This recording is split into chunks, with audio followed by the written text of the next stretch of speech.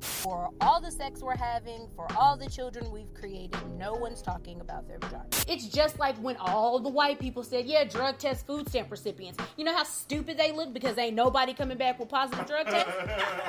Y'all wasted how much money when y'all could have just said, we don't want niggas to have food stamps. You wasted time, money.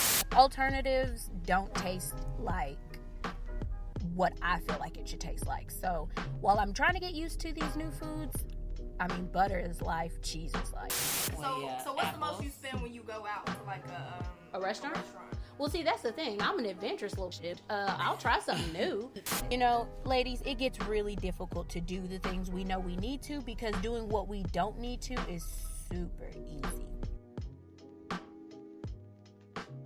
Okay, so hi everybody. It's me, Joy, of course, and you are listening to episode 4 of the Optimistic Goddess podcast. Clearly, I have not been doing my due diligence and recording. Actually, that's a lie.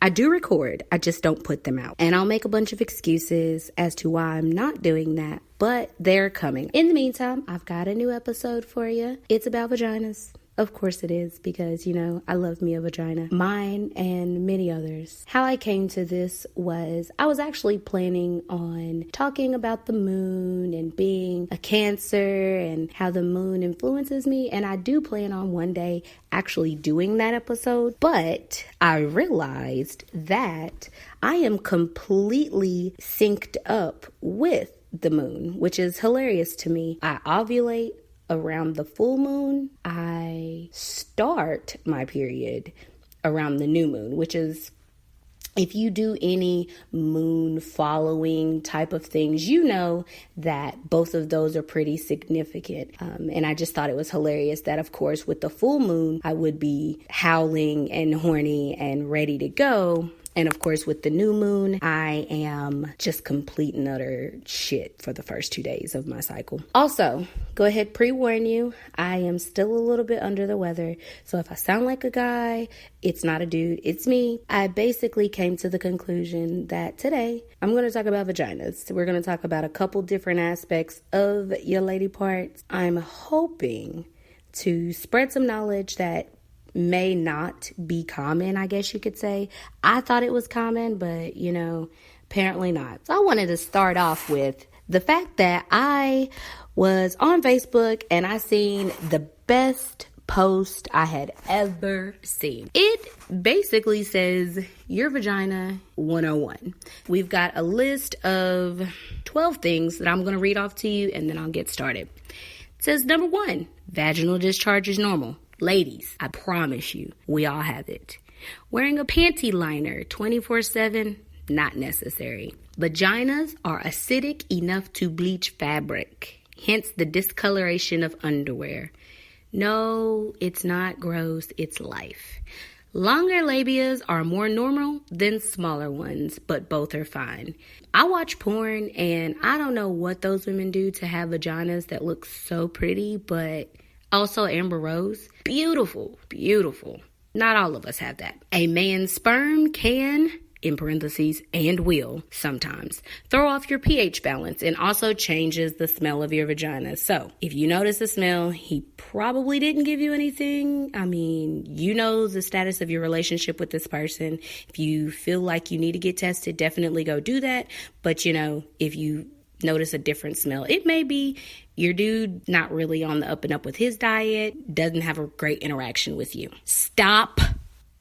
I repeat, stop douching and washing with Bath and Body Works and Victoria's Secret. The shit is not healthy. We all know this. We all know this. I know you all know this. It's not good for you. It smells great. Your poor pussy is just dying. Sorry to be so vulgar. Just dying. It cleans itself. Fact. That doesn't mean you go without washing it. It just means it's pretty much a cat. It does the majority of the work on its own. Having sex has no correlation with how tight your vagina is. She's tight because she's tight. She's loose because she's loose. Yeast infections and bacterial infections are common. They're not just sexually transmitted. They come from all aspects of life. And more now than ever, I do believe, because of our diets and the lifestyles that we live, the stress we're under, our bodies are under constant attack. So if you get them, and it almost seems like you get them regularly, you definitely want to reach out to your doctor, let them know what's going on. But when it's all said and done, it is common. Don't freak out. It happens to the best of us. The best thing you can do for your vagina is to leave it alone. Common sense. And the last one says, if your vagina stinks or your discharge stinks, you have a color, go see your gynecologist. Again, common sense. We all know these things. We know that doctor's appointments are necessary. You know your lifestyle. You know the choices you're making. If you're reckless out there, if your partner is reckless, if there's any reason for you to believe that you've been put in harm's way, go see your doctor. They get people all the time, and be honest with your doctor. It is so hilarious that I've had the same gynecologist since before Avery was born, but because I have Avery, it never fails. Every visit, she asks me if I'm sexually active. I say yes. She asks me how many partners I've had. I give her that god-awful number. She asks me if I have any reason to be pregnant. Of course, usually the answer is no, because, women can't get me pregnant. And then she says, well, do you want birth control? And I say no. And she looks at me crazy. And I say, I'm still dating women. And then she chuckles and we go about our day. Your doctor doesn't have to be scary. They're not the IRS. They are not your parents. They're not going to tell your parents any of that stuff. So be honest with your doctor and your Lord, whomever that is. Now that we've got that little bit out of the way, let's talk in depth about periods. For the last couple of months, actually been in a blissful state when it comes to my period because they haven't been that bad. But prior to May, I had really awful periods. Usually about 2 weeks before, I always noticed my eyelashes fall out. I'm extremely irritable. I bloat and crave dark chocolate and steak. It sometimes changes the cravings, different scenarios for different things, but more times than not, that's the typical. About a week before my period, I start to cramp. Now, these cramps are back-breaking, like soul-stirring cramps. I don't know why they were so bad for that period of time, but they were awful. I'd get cold sweats. I'd feel nauseous. I just want to lay down. I didn't go to my doctor when that was happening, and I honestly should have, just to get everything checked out. But I think it may have been more stress-induced, just because as my stress started to lessen, a lot of these symptoms they're still there, but they have dissipated quite a bit. That's about a week out. A couple days before, I am a ball of heat. Oh, side note, 2 weeks out before the period, I'm horny as shit. That's usually when you guys catch the really unnecessary Facebook post, just because it's on my mind. I'm not actually doing anything. I masturbate a lot before my period. If I had a spouse, I'm sure I'd be having sex, but the whole celibacy thing didn't work out because PMS urges won. Anywho, back to this couple days before I actually start. I get really, really hot. It doesn't matter if it's winter. It doesn't matter if it's summer. I'm sweating profusely. I go to bed with no clothes on. I wake up.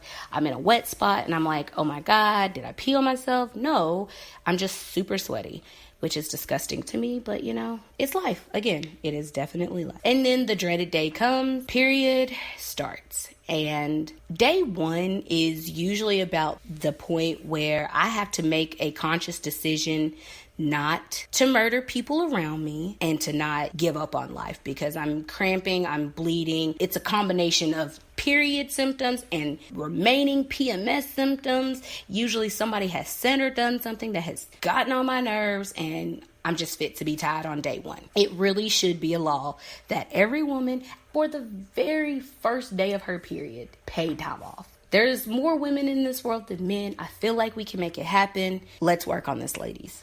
we need period leave. 1 day every month, start of your period, whatever the worst day of your period is, that's your period leave day. I started to look into ways to alleviate some of the stuff that I was going through. I also have Ari and Tiffany, who live very holistic lifestyles, who gave me some tips that helped me tremendously. So I'm going to go ahead and give those to you guys, and fingers crossed you will experience better periods. I know we have to have them. Contrary to Hotep belief, periods happen. They're going to happen. So why not make it as easy as possible? To start off with, if you're having really bad periods and you have not been to a doctor, go see your doctor. It could be fibroids. It could be cyst. Many things could be going on, and you want to stay on top of that. Now, if you've been to the doctor, everything's clear, you just have these really rough periods, we've got some tips for you. The start of this is going to be your diet. We all know that diet contributes to a lot of things, period. That's your weight, that's your mental health, that's your period. You want to do common sense things like avoid processed foods. We want to avoid processed foods in our daily life because it's not for us, guys. It's simple, it's cheap, it's there, but it's just not good for us, especially Black women. You want to avoid where you can, especially dairy. Dairy is really rough on our bodies in general, but when it comes time to period, it's even worse. That's your milk, that's your cheese, that's your margarine and or butters, yogurt, all that stuff. Get rid of it. If you want to have consistent period improvement, I would say remove dairy from your diet completely. But if you're just looking to, help with some of this, try to modify. If you don't need a glass of milk, don't drink it. If you don't have to have that extra bowl of ice cream, don't have it, You want to get you some good fats. This is what's going to help your shedding of your lining. This is what's going to give you boost in your red blood count, things like that. Medical things that I'm not really all that privy to. Best one I seen on here was coconut oil. We all have access to coconut oil, so that means get you a spoonful. It's disgusting. It works. I know that for a while there, I was oil pulling, which is basically where you swish it around your mouth for like 10 minutes before you brush your teeth. And it actually helped with bad breath. It helped with a lot of oral hygiene that I didn't realize. It also works for your period. So if you're not hip to coconut oil, I know it's pretty faddish right now. Everyone's talking about things you can do to live better, but coconut oil is a consistent. Keep it in your life. You want to drink plenty of water. I say this because when our bodies are without water, they really react badly. We're made up of mostly water, Yes, Sprite is good and it's clear, but it's not water. I drink sink water. I know. But bottled water is not for me. Get you some bottled waters. Drink up. You're going to need it. You want this to be a consistent life change. If you're not into the whole drinking water thing yet, get into it. It's going to help you lose weight. It's going to help your period. It's giving your body, honestly, a lot, if not all of the things it needs to make this whole shedding of my uterus lining simpler. You want to get you some vitamin D, and I don't mean dick. You can, but I don't think it's necessary. I'm talking sun. You don't have to tan. Just kind of, step outside. We're hitting fall, so sun comes out a lot less. So anybody who suffers from seasonal depression, things like that, you want to step out as soon and as often as possible. I know it's cloudy out, but if it's not raining, get out there. The sun's still out, even if it's cloudy. Get you some vitamin D. You want to get plenty of rest. If you're not tracking your cycle, I would advise everyone do it. 1, it keeps you from accidentally getting pregnant. 2, if you're trying to get pregnant, a lot of the apps have, they track your ovulation cycle. If anybody's curious as to why I know so much about mine, it's because I can actually feel mine. Side note, in high school, I thought I was dying. I remember my stepmom picking me up from school, taking me home, and I tried to eat salad. And I threw up, and she thought my appendix had burst. So she took me to the emergency room. I was uber dramatic.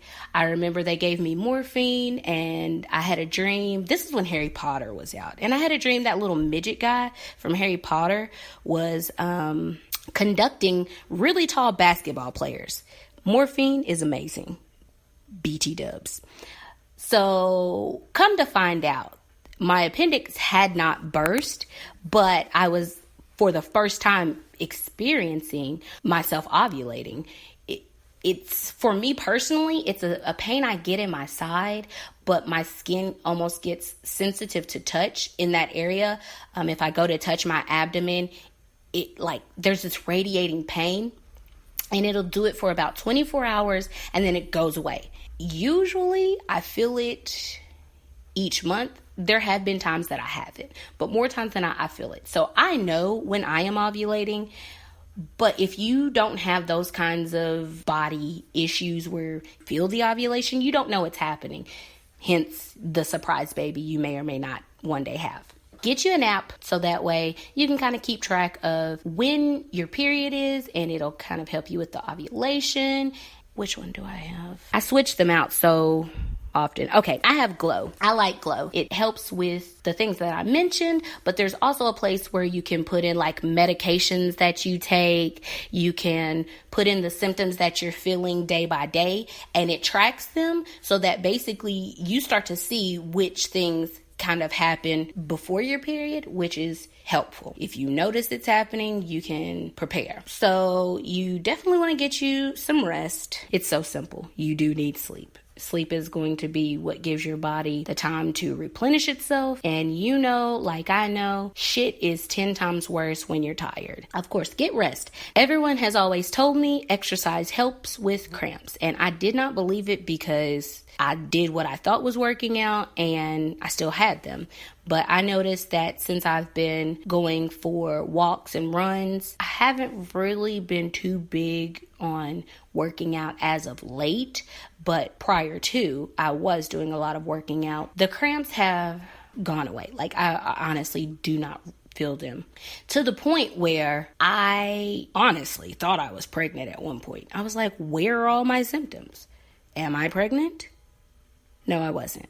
I just had a really easy period. Basically, to sum everything up, what you want to do regularly to kind of see your periods improve, you want to change your diet, you want to intake more water, get more sun, get more rest, exercise. As far as products to use, cotton is processed, just like a lot of our foods. In tampons and pads and diapers and things, cotton is bleached. Off the top of your head, you know that doesn't sound right, right? So basically, you're sticking a bleach-filled cotton ball up your hoo-ha, which is no good for anybody's health. I would recommend switching as often as possible to organic or natural feminine products.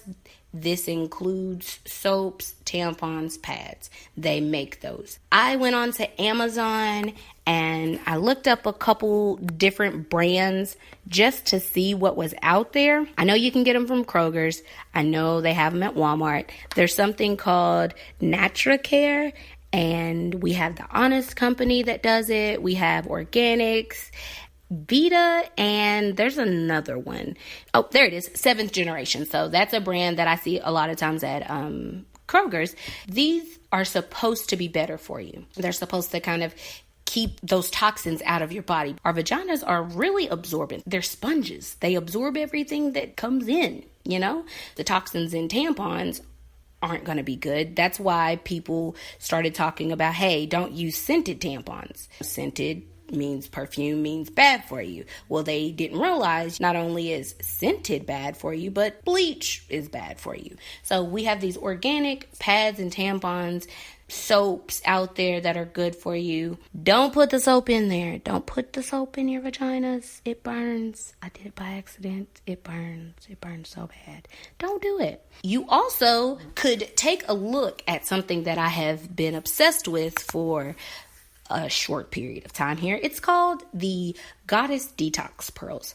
Now, if you're a disgusting human being like myself, you like YouTube videos of pimple popping, I urge you to hop your happy ass onto YouTube and look up Goddess Detox Pearl reviews. What comes out of you is truly terrifying, but it's very beneficial for you. If you don't want to try the detox pearls, you can always do something called a yoni steam. I haven't done one yet. I'm still waiting to do that with people. I'm actually waiting for my sister. She just doesn't realize it. These are supposed to naturally help with your cramps. If you have cysts, fibroids, these are supposed to help scar tissue, pain, things like that have caused your uterus to basically just give you shit. These pearls and these teas help flush your vagina. So the detox pearls, I'll give you a little bit of information about them. I found them on Instagram, and I know that sounds really sketch, but I did my research. They have a reputable website. I've actually known one person to try them, and she was rather amazed. She said that her cramps, she hadn't felt any since using the pearls. Now, keep in mind, she didn't make any other changes other than using these pearls. She basically, from what she explained to me, hadn't had really bad clotting since she used the pearls, which, I mean, I don't know about you all, but that's the gist of my cramps. It's like just all clots. It's painful. It's unnecessary. So she told me about those, which was great. But then I was looking up yoni steams where you can buy something, you can typically make it on your own. So I was curious as to what was in the pearls, and I looked up the ingredients. Basically a bunch of dried flowers and herbs, fruits, and things like that. And it's put into this tiny little, almost looks like mesh, and you put it in your vagina. You leave it in there for 24 hours, and then you take it out, and then you put the second one in, take it out, and then usually within about a week, you will experience a lot of discharge. Very brown and gross and disgusting. But it's just like old blood, old tissue that hasn't come out. If you've had a miscarriage, if you've had an abortion, if you've had scarring on the inside of your uterus, if you use the IUDs, this causes this to flush out, which is disgusting to begin with, but it keeps you from having these awful periods later. To go along with that, you could do a yoni steam, which is essentially the same thing, except you're sitting over hot ass water. It's got the same herbs. You go in with these herbs, and I'm going to list in the description some of the stuff that I'm trying out if you want to try it. And if you do try it, message me. I know this is kind of embarrassing, but I'm an open book. If you message me, I'll probably message you back with something just as disgusting.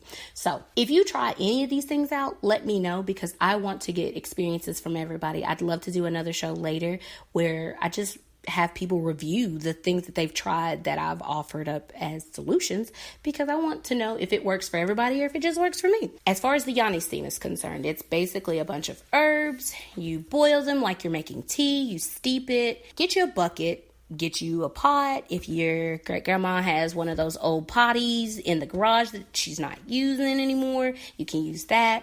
You pour the hot water into the pot, and you have to let it cool off a little bit because it's steam. So, I mean, if you sit on it, you know your vagina's sensitive. You're probably going to burn the shit out of yourself. Don't do that. So let it cool off just a little bit, but you still want it hot. You sit over the steam, put a towel over your legs. Keep in mind, you're sitting over this with no pants on, because what good is sitting over something moist with pants on? So you're going to take off your pants, you're going to take off your drawers, you're going to sit on this pot, put a blanket over your legs so none of the steam comes out. Enjoy you a drink, catch up on your soaps, read your Facebook post, do whatever you need to, usually about 20 minutes. Once the steam is no more, you just get up. You can pour the water out outside in your plants. You can pour it anywhere, just don't drink it. You go about your day. I know of one person who has done the yoni steam, but I couldn't reach her in time to get some review information about it. beforehand. So fingers crossed she'll be a part of that review show. I'd love for her to come on here and talk to you guys about it. All in all, it's supposed to, again, alleviate cramps, help make your periods a little less traumatic. Anything that's going to help us ladies is going to help the world, because, you know, who runs the world. So with that being said, that's about all of the tips, tricks, and whatever else is I can think of to talk about when it comes to your lady parts in that time of the month. If you have questions, concerns, fact check me, message me. If you want to review the podcast, you can do that. So far, the only place I know that you can review it is on iTunes, and that's kind of where I need the review. So if you have an iPhone, or even if you don't, just make an iTunes account and go rate the show. If you would like to be a part of the show, message me. I'd love to have you. You can come with your own topic. You can join in on one of mine. I'm trying to avoid talking so much about sex because I didn't want this to be a sex podcast, but you know, it may just turn into that. Who knows? I'm keeping my options open. I'm back to recording, so I have no clue what'll come out of my mouth next. In the meantime, I just want to say thank you guys for listening, and have a great, wonderful, amazing, beautiful, tastic day.